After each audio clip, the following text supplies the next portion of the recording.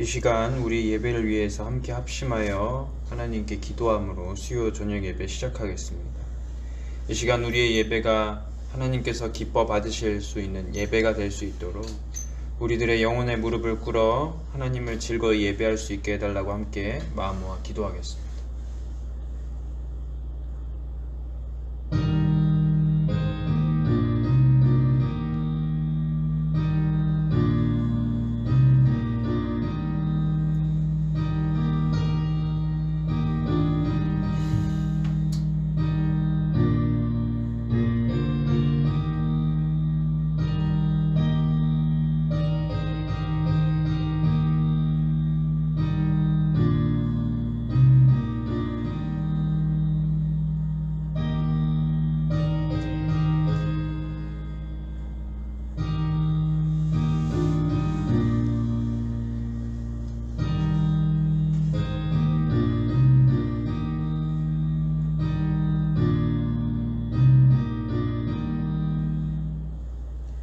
하나님 아버지, 우리들을 다시 한번 예배드릴 수 있도록 이 자리에 초청해 주심에 감사드립니다.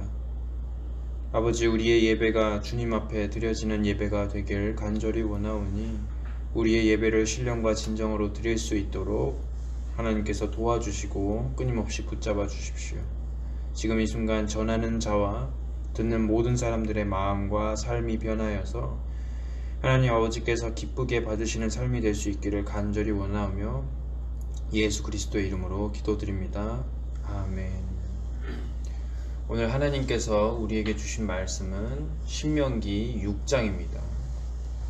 하나님께서 오늘 우리에게 주신 말씀은 신명기 6장 1절부터 3절까지의 말씀입니다. 신명기 6장 1절부터 3절까지의 말씀입니다. 저와 여러분이 함께 합독하여 읽도록 하겠습니다. 이는 곧 너희 하나님 여호와께서 너희에게 가르치라 명하신 바 명령과 규례와 법도라. 너희가 건너가서 얻을 땅에서 행할 것이니 곧 너와 내 아들과 내 손자로 평생에 내 하나님 여호와를 경외하며 내가 너희에게 명한 그 모든 규례와 명령을 지키게 하기 위한 것이며 또 내 나를 장국케 하기 위한 것이라. 이스라엘아, 듣고 삼가 그것을 행하라. 그리하면 내가 복을 얻고 내 열조의 하나님 여호와께서 내게 허락하심 같이 젖과 꿀이 흐르는 땅에서 너의 수요가 심히 번성하리라. 아멘. 지난주에 말씀을 살펴보면서 백성이 하나님의 말씀을 들어야 하는 이유에 대해서 배웠습니다. 백성이 하나님의 말씀을 들어야 하는 이유는 여러 가지가 있었지만 가장 중요한 이유로는 하나님이 바로 그것을 원하시기 때문이라는 사실을 우리가 알 수 있었습니다. 하나님께서는 사람을 포기하지 않으시는 분이죠. 사람은 죄를 지었습니다. 죄를 지어서 하나님 앞에서 불순종했습니다. 하나님이 주인이신 이 세상 속에서 하나님을 대적하고 또 하나님의 뜻에 반역했죠. 그러나 그런 못난 존재들에게도 하나님께서는 끊임없이 자신의 목소리를 들려주시길 원했습니다. 하나님은 그렇게 직접 사람에게 찾아오셔서 말씀하시기도 했고 또한 선지자를 통해서 말씀하시기도 하셨죠.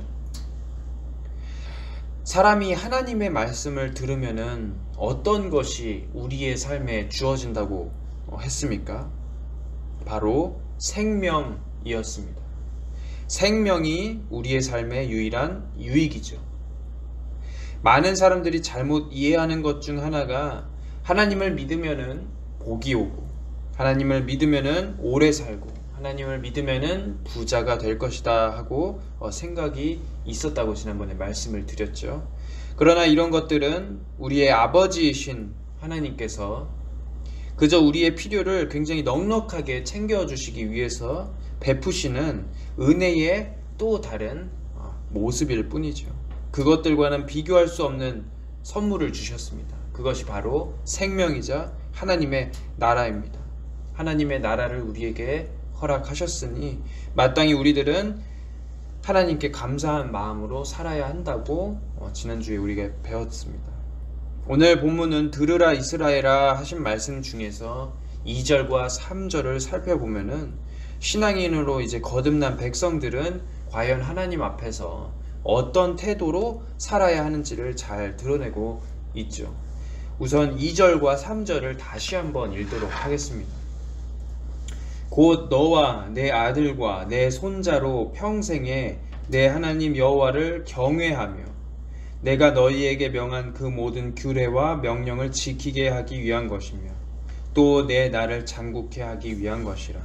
이스라엘아 듣고 삼가 그것을 행하라. 그리하면 내가 복을 얻고 내 열조의 하나님 여호와께서 내게 허락하심 같이 젖과 꿀이 흐르는 땅에서 너의 수요가 심히 번성하리라. 아멘. 지금 하나님께서는 어떤 말씀을 하고 계십니까?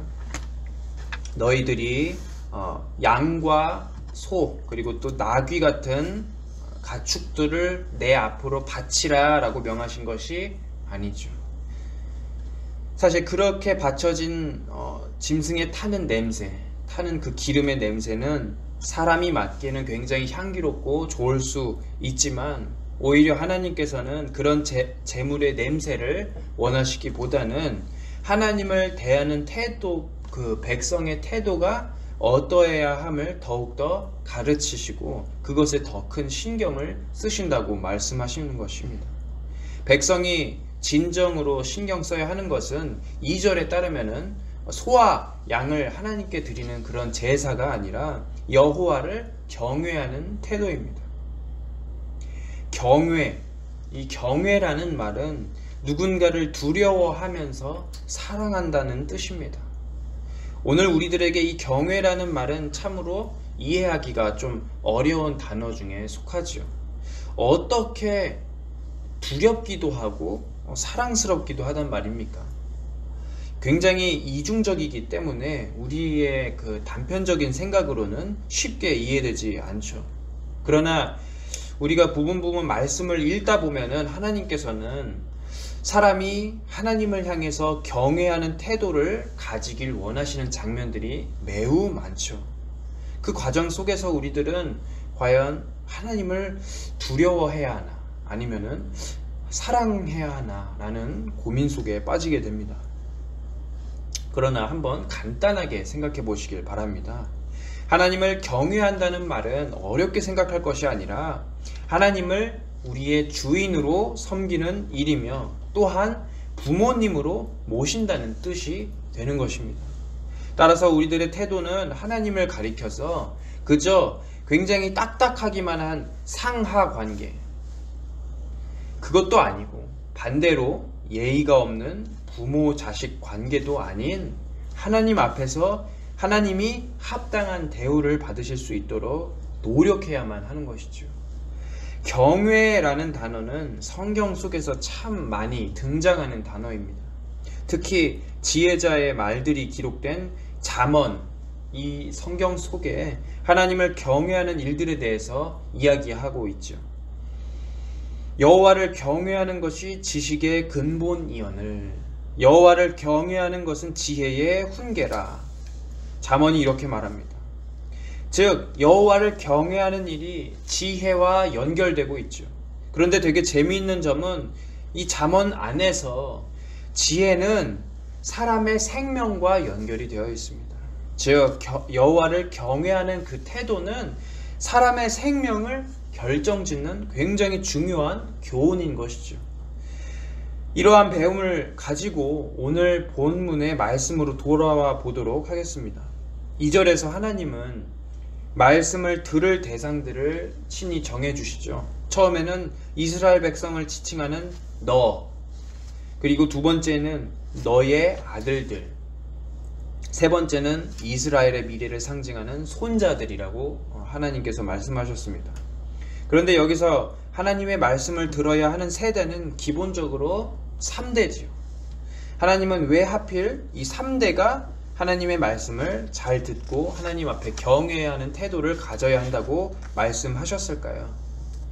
사실 이 말씀은 하나님께서 너희 3대가 잘 듣기만 한다면 평생 이스라엘이 무너지지 않도록 도와줄게 하는 보증수표 같은 약속을 하시는 것이 아니지요. 이 3대라는 표현은 하나님의 지속적인 관심을 나타내는 상징입니다. 성경 속에서 3대가 주로 등장하는 장면을 생각해 보시길 바랍니다. 창세기에서 주로 살펴볼 수가 있죠. 하나님께서 언약하시는 장면들을 떠올려 보시길 바랍니다. 하나님께서 맨 처음에 아브라함에게 언약하셨고 그 다음 아들인 이삭에게 언약하셨습니다. 마지막으로 손자인 야곱과 언약하셨죠. 그런데 그 이후에는 야곱의 아들들과 언약하셨다, 야곱의 손자들과 언약하셨다라는 언급은 없습니다. 그러나 언약을 맺었다는 이 언급이 그치고 야곱의 아들들과 오늘날 등장하는 이스라엘 백성에 이르기까지 하나님과의 언약에서 과연 그들이 끊어졌을까요? 아니죠. 말씀에 등장하지 않는다 하더라도 그들은 언약 속에 굳게 묶여 있었습니다. 즉 성경적 표현으로는 이 3대가 결국 하나님의 지속적인 관심을 나타내는 것이죠.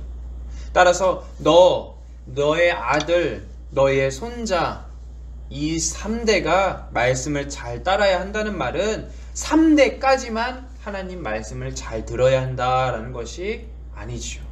3대뿐만이 아니라 하나님 앞에서 계속해서 이스라엘 백성들은 성실해야만 한다는 것이죠. 게다가 이 평생의 기간 동안 하나님께서는 그들을 직접 지도해 주시고 동행하시는 분으로 등장합니다. 많은 사람들이 하나님의 이 동행에 관하여 착각하고 있는 부분들이 있습니다. 우리는 하나님께서 동행하신다는 이 사실은 말씀을 들어서 이미 알고 있죠. 그런데 이상하게도 우리의 삶 속에서 하나님이 옆에서 동행하시는 것처럼 살고 있지는 않습니다. 그 이유가 무엇일까요? 우리가 처음 구원받았을 때의 그 느꼈던 은혜의 기쁨과 감동이 우리의 삶에 더 이상 없는 것 같아서 자신이 계속 없어지는 것이죠. 하나님이 과연 나의 삶을 지켜보시기나 할까라는 의구심이 생기기 때문입니다. 그래서 성화를 끊임없이 이루어가는 그 삶이 가끔씩 정체되기도 하는 것이죠. 나는 구원을 받긴 받은 것 같은데 또 내 주변 사람들도 내가 구원받은 것 같은 걸 알기도 한 것 같은데 그 기쁨과 삶이 유지가 되지 않는 이 현실 속에서 하나님은 어떻게 보입니까? 마치 우리의 하나님은 구원만 쏙 던져주시고 사라져 버리시는 것 같아 보이는 것이죠. 그러나 이것들은 우리의 큰 착각입니다. 하나님께서는 구원만 우리에게 툭 던져주시고 백성을 버려두시는 분이 아니죠. 오히려 하나님께서는 우리의 삶을 하나하나 다 지켜보시면서 이 사람이 과연 하나님이 기뻐하시는 방향대로 살고 있는가 동행하신다는 것입니다. 그런 면에서 이스라엘 백성들에게 이 2절의 말씀이 굉장한 은혜로 다가오는 것이죠. 왜 은혜로 다가올까요? 하나님께서는 우리 세대를 거쳐서 내 아들 세대, 내 손자 세대뿐 아니라 온 이스라엘을 영원히 지켜보신다고 말하기 때문이에요. 하나님은 가나안 땅에서 이스라엘 백성들을 툭 내려다 놓고 떠나는 그런 버스 기사처럼 사라지시는 분이 아니라 이 가나안 땅에서조차도 그들 옆에서 붙어서 계속해서 끊임없이 동행하시면서 직접 하나님께서 지도해 주시고 훈련해 주실 것이라 하나님은 2절 속에서 말씀하시는 것이죠. 운동선수를 한번 생각해 보도록 하겠습니다. 여러분은 아무리 대단한 운동선수라 할지라도 옆에서 직접 관리해주고 일정도 조정해주고 그리고 너가 뭐가 부족하다라고 말해주는 코치 또는 지도자가 없다면은 운동선수는 혼자서는 원하는 결과를 절대로 이룰 수가 없습니다. 내가 무엇이 부족한지 또 내가 어떠한 자세로 움직여야 하는지 하나하나 가르쳐주는 그런 사람이 없다면 성장도 없습니다. 이스라엘 백성의 상황도 마찬가지겠죠. 그들은 사실 하나님의 원대한 계획 안에서 마치 금메달리스트 운동선수처럼 이 세상에 거룩한 민족으로 세워질 운명을 가지고 있었습니다. 그래서 가나안 사람들은 또 이방 사람들은 하나님을 뒤에 업고 있는 이 이스라엘 백성들을 굉장히 두려워했다고 말하고 있어요. 왜 그렇습니까? 이스라엘 백성들은 힘이 없을지 몰라도 그들의 뒤에 있는 하나님이 애굽에 하신 일들과 바산왕 옥과 시혼을 쳐 죽이신 일들이 명확히 들렸기 때문이죠. 즉 이스라엘 백성들은 세계 최고의 코치이시고 지도자이신 하나님을 등에 업은 아주 기세등등한 메달리스트와 마찬가지인 것이겠죠. 그러나 이런 사람들에게 직접 지도해 주시는 그 하나님께서 쏙 빠지고 사라지신다면 과연 그들의 운명은 어떻게 될까요? 하나님이 여태까지 계속 대신 싸워주셨고 또 하나님께서 대신 이겨주셨는데 그분이 사라지게 된다면 이스라엘 백성들의 미래는 어떻게 되겠습니까? 굉장히 생각해보면 간단하게 답이 나오죠. 사실 이스라엘 백성들은 전투라는 것은 해본 적도 없어가지고 오합지졸이라고 말할 수가 있습니다. 병법 같은 것을 알 리가 있겠습니까? 그들은 결국 하나님을 빼면은 완전히 죽은 목숨인 사람들이죠. 그런 사람들에게 하나님께서는 이렇게 말씀하시고 계셔요. 내가 평생 너희의 곁에 붙어서 너희의 하나님이 되어 주겠다. 이렇게 말씀하신 것이니 백성들은 얼마나 든든한 것입니까? 이스라엘로서는 이러한 든든한 하나님이 우리의 뒤에 계시다는 사실을 이용해서는 절대로 안 되는 것이죠.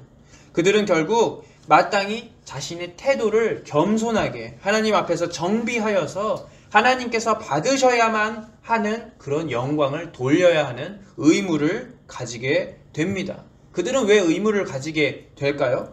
당연하죠. 하나님께서 이스라엘 백성들을 구해주셨기 때문이고 그들을 광야 가운데서 끊임없이 살펴주시고 살려주셨기 때문입니다.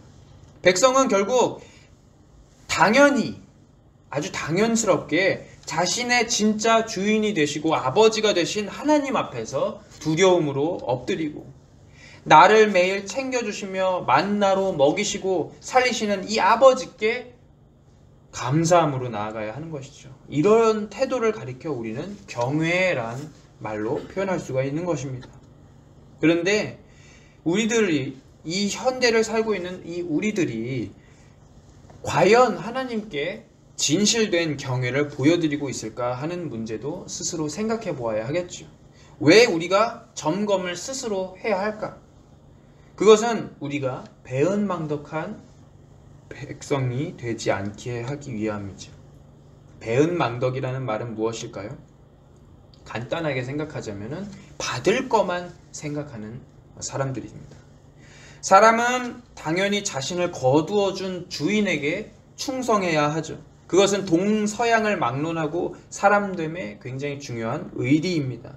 헐벗고 죽을 운명이었고 버려졌던 나의 존재를 받아준 사람이 혹여나 있다면 그 사람에게 응당 잘해야 한다는 것은 이 세상 누구나 다 아는 사실입니다. 마찬가지로 우리는 우리의 부모들에게 효도해야 하는 것을 알고 있죠. 이것 역시 동서양을 막론하고 사람됨을 결정할 정도로 굉장히 중요한 문제입니다. 왜 그렇습니까? 나는 부모에게서 왔기 때문이고 부모의 사랑으로 인해서 자라났기 때문에 당연히 부모에게 잘해야 하는 것입니다. 이스라엘 백성들에게 하나님은 어떤 존재였습니까? 하나님은 이스라엘 백성들에게는 주인이시기도 하시고 참 부모이시기도 하시죠. 그런데 그 말씀은 오늘날에도 동일하게 반복됩니다. 이스라엘만 지금 하나님을 주인으로, 하나님을 참 부모로 모셔야만 하는 것이 아니죠.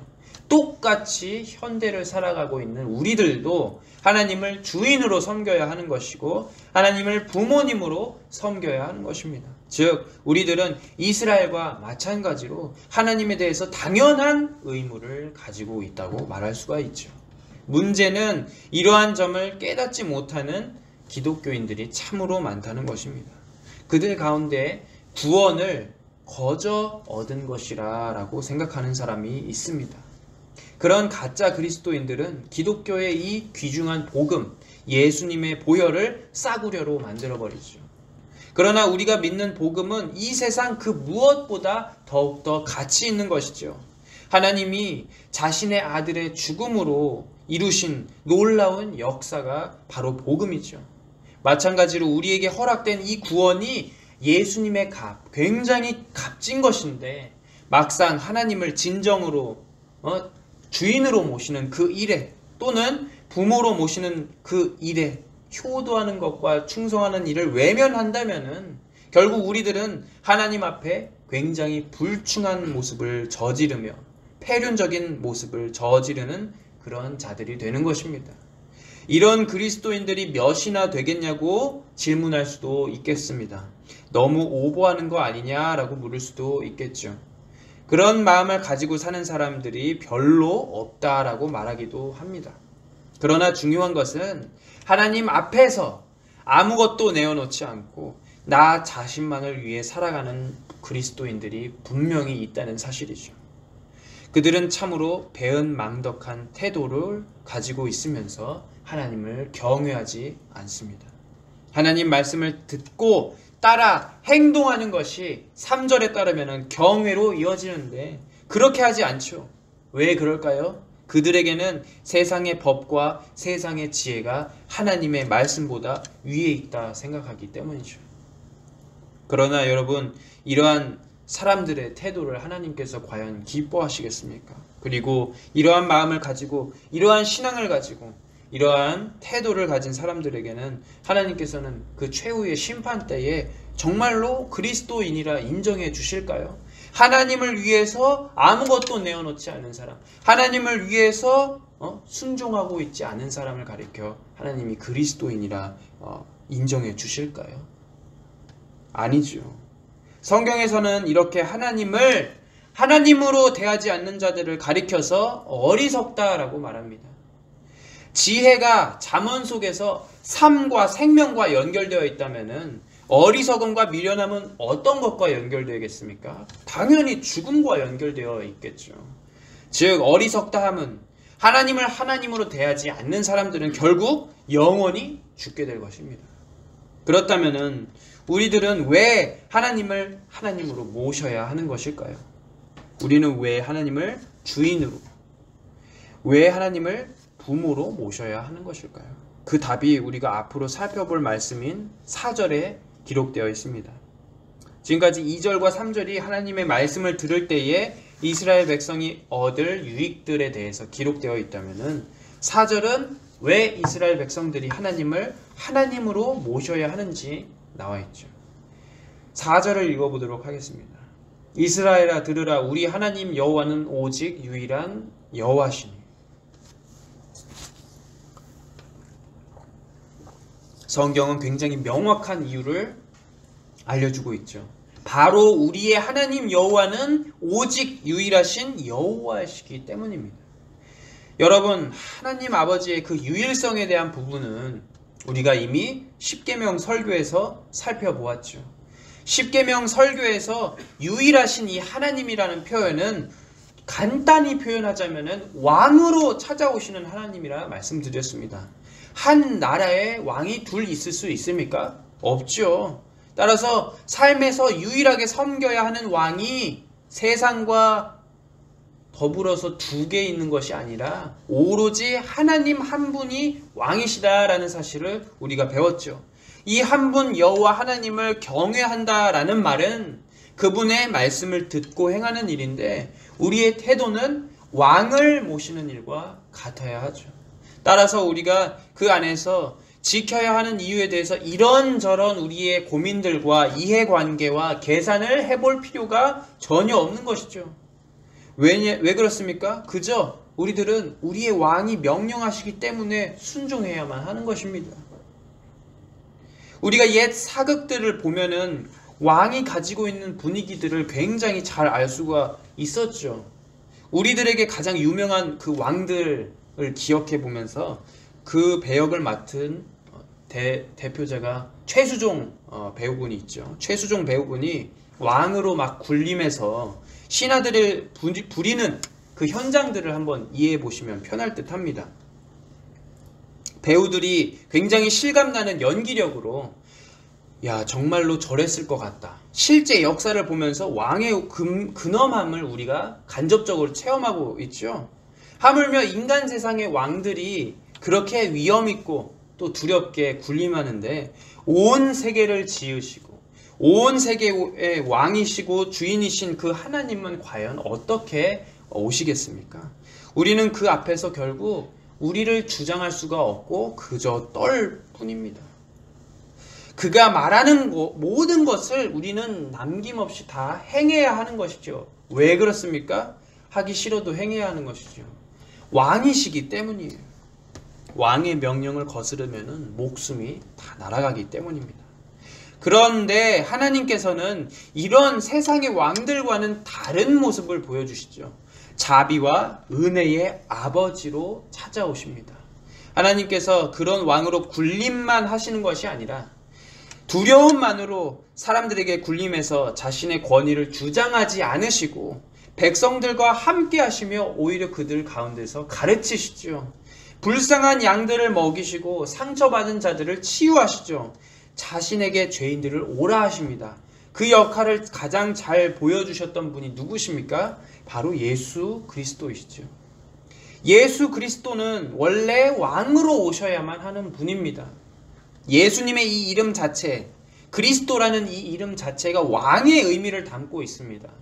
그리스도라는 말은 기름 부음을 받은 왕이라는 뜻입니다. 그러나 사람들에게 위대한 존경과 영광과 존귀를 받으시고 위엄 있게 사람들 위에 군림하지 않으셨죠. 오히려 그리스도께서는 이 세상의 가장 낮은 곳에서 약하고 작고 아픈 자들을 위해서 일하셨습니다. 그들 가운데 죄인들도 있었고 나병 환자처럼 세상 사람들이 거들떠보지도 않는 사람들이 있었습니다. 그런데 그런 사람들을 예수님께서, 왕으로 오신 이 예수님께서 그 현장에서 어루만지시고 치유하셨던 사실을 여러분들이 기억하시지요. 마찬가지로 우리 아버지 되시는 이 하나님께서는 예수님과 동일하시게 군림하시는 분이 아니라 이렇게 자비롭고 은혜로운 아버지의 모습도 함께 갖추고 계십니다. 따라서 하나님께서 이 이스라엘 백성들에게 말씀하신 이 신명기의 말씀, 들으라 이스라엘아 하는 그 말씀은 우리들이 단순히 흘려보내듯 강물을 막 보는 것처럼 흘려보내듯 대충 읽을 수가 없는 하나님의 뜨거운 사랑임을 우리가 알아야 하는 것이죠. 백성들이 그분의 말씀을 들어야 하는 이유가 무엇이라고 지금까지 말씀을 드렸습니까? 4절처럼 우리의 유일하신 주인이시고 아버지이신 하나님께서 마땅히 그런 위치에 계시기 때문입니다. 우리는 무언가를 하나님 앞에서 열심히 계산하면서 내가 이 계명을 지키면은 어떤 것이 나에게 유익하고 어떤 것이 나에게 손해가 있을까 하는 인간적인 생각은 버려야 하는 것이죠. 참된 경외는 바로 여기서 시작하죠. 우리의 마음이 순수하게 하나님 앞에서 향하는 것입니다. 과거에 우리 모두는 스스로를 사랑하는 자들이었습니다. 자기 중심대로 행하였죠. 구원을 받은 이후에도 이런 모습이 크게 달라지지 않은 것만 같습니다. 내 중심대로 생각하고 구원이라는 아주 어마어마한 선물을 받았음에도 불구하고 하나님께 우리의 마음을 내어 드려야지 하는 그런 마음도 약했던 때가 많죠. 가끔 교회 공동 기도 제목으로 나오는 시간의 11조에 대한 내용 역시 바쁘고 내 시간이 아깝다는 이유로 하나님 앞에서 계속 미루어졌던 경험이 있습니다. 그래서 저는 하나님 다음에 할게요. 다음에 더 잘 기도하고 하나님 말씀 더 잘 읽을게요 라는 태도를 보여드린 적이 많습니다. 그러나 사랑과 은혜는 사람이 비로소 지나가야 알게 되는 것이죠. 우리들이 그토록 인생 속에서 부모님들을 생각하면 할수록 괴로워지고 서글퍼지는 이유가 무엇이라 생각하십니까? 부모님께 효도는 해야겠다고 마음을 먹고 있는데 지금 내 상황이 안 돼서, 여건이 안 돼서 다음에 해야겠다, 다음에 효도해야겠다, 슬슬 미루어 두는 것이죠. 그러나 저는 저번 주에 분명히 말씀을 드렸지요. 현재 해야 하는 일을 계속 미루다 보면은 미래에도 그 일을 결코 완수하지 못한다는 사실을 말입니다. 마찬가지로 우리가 현재 효도하는 그 문제를 삶 속에서 미루는 그 가운데에 우리의 부모님들은 결국 효도를 받으실 수조차 없는 그런 상황이 되었습니다. 굉장히 슬픈 이야기지만 현실이 그렇죠. 다음에 해드려야지 하고 마음은 먹지만 결국 해드릴 수가 없습니다. 마찬가지겠죠. 하나님 앞에서 우리의 진실된 태도와 마음을 내어놓고 그분의 뜻대로 살겠다고 하는 그 다짐을 매일매일 미루고, 하나님 다음에 할게요, 다음에 내 상황 괜찮아지면, 내 시간 좀 더 생기면은, 마음의 여유가 찾아오면은 신앙생활 그때 잘할게요 하면은 영원히 그 기회가 오지 않겠죠. 따라서 우리에게 중요한 건 무엇입니까? 거창하게 생각할 필요가 없이 단 한 줄, 성경 말씀의 그 한 줄이라도, 되게 작은 한 줄이라도 하나님이 이 말씀을 통해서 나에게 원하시는 그것이 무엇일까? 내가 어떻게 해야지 하나님을 기쁘게 할까? 하는 그런 마음으로 순종하는 그것이 바로 하나님 앞에 경외인 것입니다. 여러분, 경외는 다른 것이 아닙니다. 듣고 마음으로 진실되게 행하는 일입니다. 그러나 세상 속에서는 하나님을 왕으로 두려워 여기면서 경외하는 것처럼 보여지는 그런 사람들이 있죠. 성경 속에서도 여러 인물들이 등장합니다. 여러분, 발람 예언자를 기억하시죠?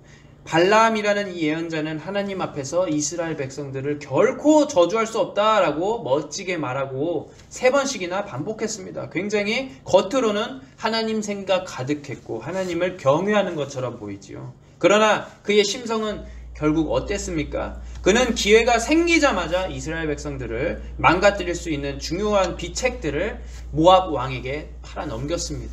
또 있죠. 곧 살펴보게 될 사울 왕입니다. 사울 왕도 하나님을 진실로 경외하는 사람처럼 보입니다. 심지어 사울 왕은 성령을 받아서 강력한 체험까지, 예언까지 한 사람이라고 나타내고 있습니다. 하나님을 경외한다는 자가 결국 자기 멋대로 제사를 드리기도 하고, 심지어 하나님이 살려두라고 하지 않은, 죽이라고 한 아말렉의 아각 왕을 살려두기까지 했죠. 그 이유가 무엇 때문이었을까요? 하나님이 어떻게 하나님이 이 사람을 정말로 죽이라고 하셨을까? 하나님한테 다시 한번 물어봐야겠다 하는 그런 진실된 경외 때문에 실수를 했을까요?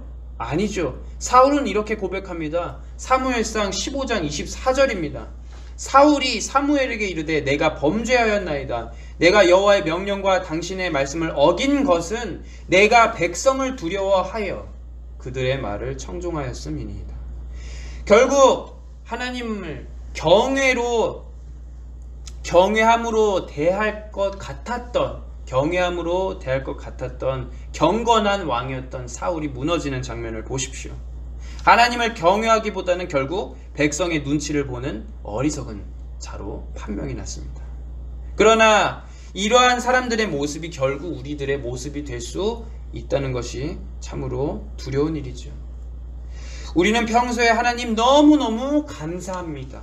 나도 이렇게 성경의 위인들처럼 하나님께서 기뻐하는 모습으로 살아야 하지 하면서 매일매일 다짐하고 마음먹고 있지 않습니까? 그런데 실제로 그것을 행하지 않으면 결국 우리의 모습은 이 배은망덕한 사람들과 다를 바가 없는 것이에요. 이 세상에 살면서 우리의 중심을, 나의 삶의 우선순위를 하나님 앞으로 두지 않는다면, 하나님께 향하지 않는다면, 하나님은 우리의 모습을 보시면서 굉장히 크게 실망하실 것입니다. 우리가 말씀대로 하나님을 경외하는 자세로 살지 않는다면 우리는 돈을 쫓은 그 발람처럼, 백성의 목소리를 더 즐겨 들었던 그 사울처럼 하나님을 겉으로만 존경하고 경외하는 사람처럼 될 수 있겠습니다. 말씀을 맺도록 하겠습니다. 그렇다면 이제 우리에게 남은 질문은 딱 하나죠. 이 사람들처럼 안 되고, 발람과 사울처럼 안 되고, 하나님을 진짜 경외하고 그의 법도를 기뻐하며 순종하는 일이 이 세상 속에서 과연 가능할까 하는 것이죠. 굉장히 녹록치 않은 현실입니다. 왜 그렇습니까? 이 세상이 너무 똑똑한 시대가 되었기 때문이죠. 세상의 지식과 지혜들이 쌓여서 홍수같이 쏟아지고, 매일매일 효율적인 방법, 똑똑하게 사는 법, 웰빙, 이런 정보들이 가득한 그 공간 속에서 하나님의 말씀과 규례를 지킨다는 것은 사실 세상 속에서 뒤처질 수도 있다라는 위기의식이 들 때가 있습니다. 실제로 많은 그리스도인이 그리스도인으로 사는 일은 이 세상에서 뒤처지고 후퇴되는 일이라고 가르치고 있죠. 그런데 하나님의 법이 과연 그럴까요? 하나님의 법을 순종하고 지키면은 세상 속에서 뒤처질까요? 묵상을 해보면은 하나님의 말씀은 역시 언제나 뒤처지는 것이 하나도 없었죠.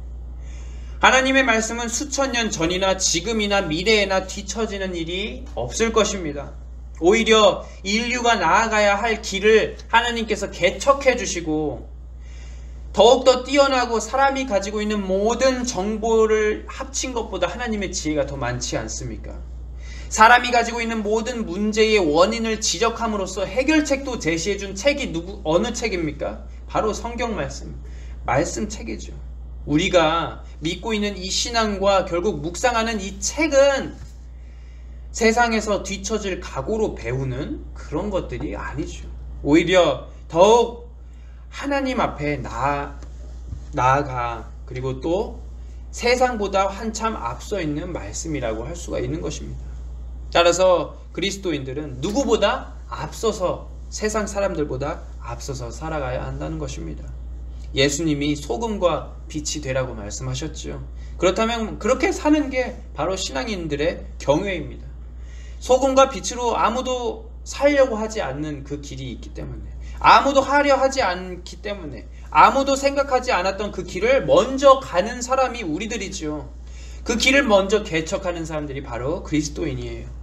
우리는 아무도 나아간 적 없는 그 길로 먼저 걸어가는 사람들입니다. 그런 자부심을 가지고 단 한 구절이라도 우리는 하나님 앞에서 살아보겠다고 더욱더 마음을 다잡고 하나님 앞에서 실천해보는 그런 삶을 사는 그리스도인이 되어야 하지 않겠습니까?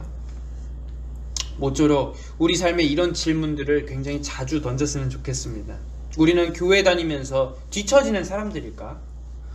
말씀을 읽고 묵상하고 그리고 또 하나님의 계명을 지킨다는 것은 세상과 동떨어지는 일일까 하는 질문이죠. 그러나 우리는 오히려 먼저 가는 사람들이고, 세상 사람들 그 누구보다 멀리 보는 사람들입니다. 지금 주신 그 말씀을 하루하루 순종하면서 지켜보는 그 마음가짐이 하나님을 기쁘게 한다는 사실을 깨닫는 모든 하늘소망 교회 성도분들이 되시길 주님의 이름으로 권면합니다.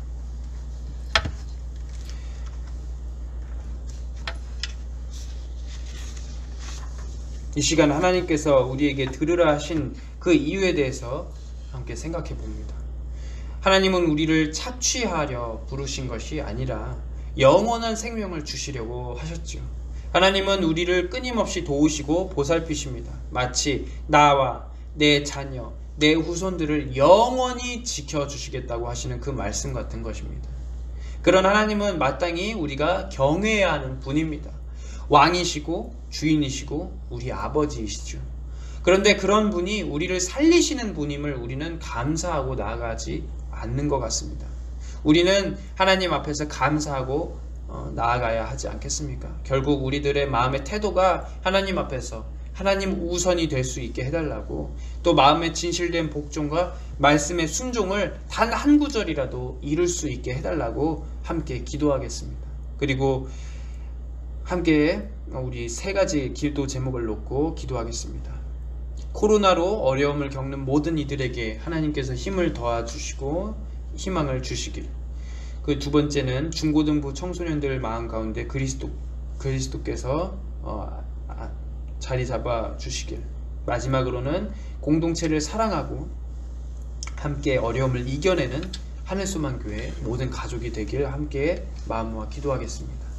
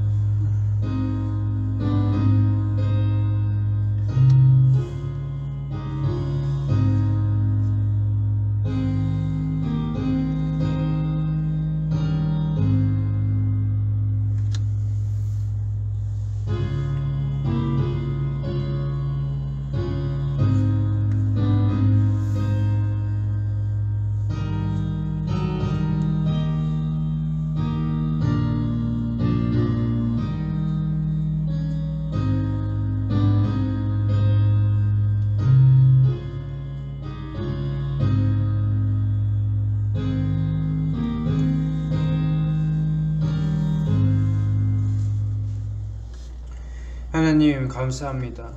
우리를 부르셔서 하나님의 나라로 이끄셨고 구원이라는 가장 값비싼 선물을 우리에게 주셨습니다. 우리는 그 감사함을 떠올리면서 하나님을 계속 우리의 주인으로, 우리의 아버지로 경외하며 지내기를 원합니다. 배은망덕하고 불충성하고 패륜적인 일을 행하는 이 세상의 많은 자들이 되지 않기를 원합니다.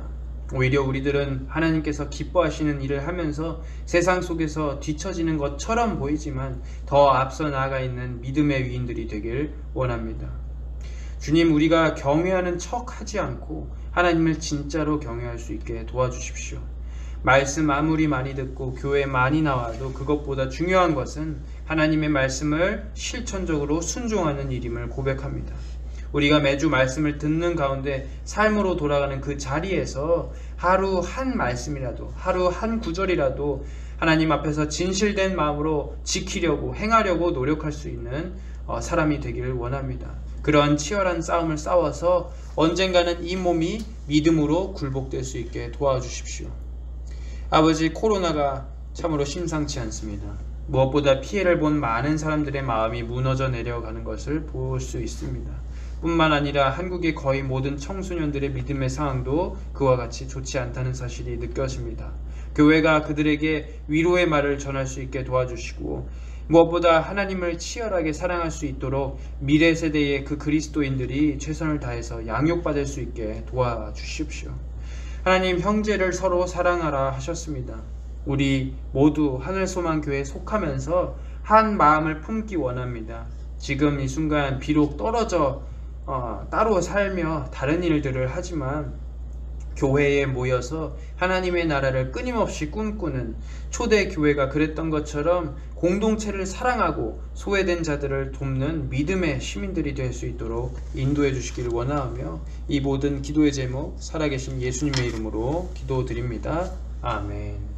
하늘에 계신 우리 아버지여, 이름이 거룩히 여김을 받으시오며 나라의 마옵시며 뜻이 하늘에서 이룬 것 같이 땅에서도 이루어지이다.